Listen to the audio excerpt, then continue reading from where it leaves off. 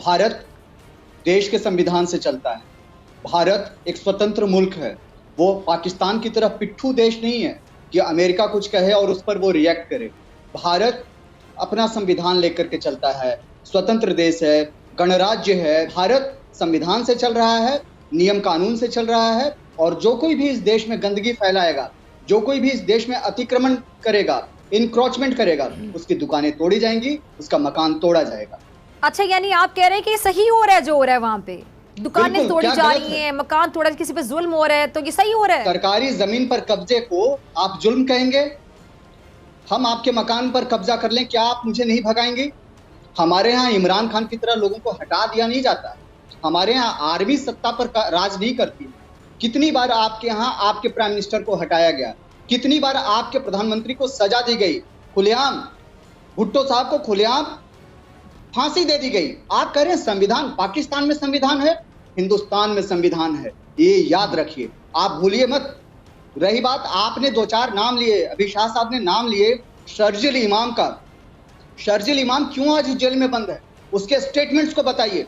भारत के साथ दुश्मनी करने वाले, भारत के साथ गद्दारी करने वाला हर शख्स शर्जिल इमाम खैर मनाए इस देश के संविधान का कि वो अब तक जिंदा है। अगर ऐसे लोग पाकिस्तान में होते तो कब कर उसको फांसी पर चढ़ा दिया गया होता। आप बात कर रहे हैं हिंदुस्तान की। हिंदुस्तान को मत समझाइए, मत बताइए कि आप हिंदुस्तान को क्या करना है। हिंदुस्तान जो कर रहा है वो सही कर रहा है। आपने कहा कि मुसलमानों पर जुर्म होता है, आप भूल जाते हैं कि जितने मुसलमान आपके देश में नहीं हैं, उससे कई गुना ज्यादा, कहीं ज्यादा इस देश में हैं। 21 करोड़ से ज्यादा मुसलमान इस देश में रहते हैं। आपकी पूरी जनसंख्या भी इसकी आधी से कम है।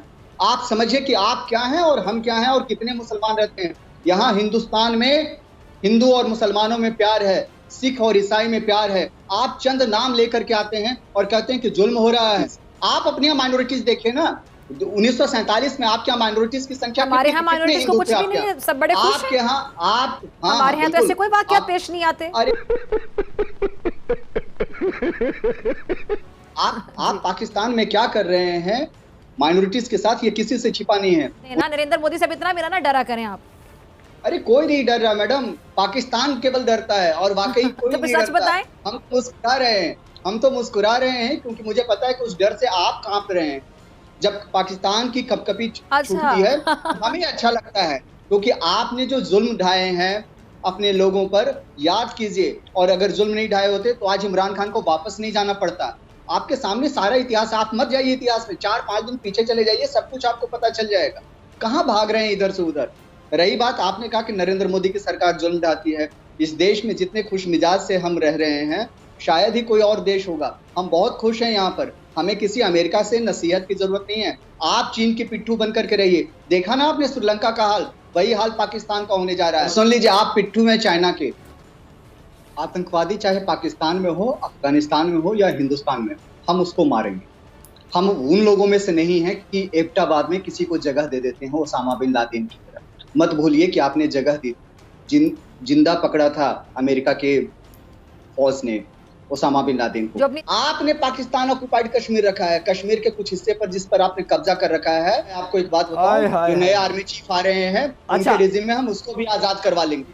Don't forget sir Bangladesh, with all due respect to your nations, don't forget Bangladesh.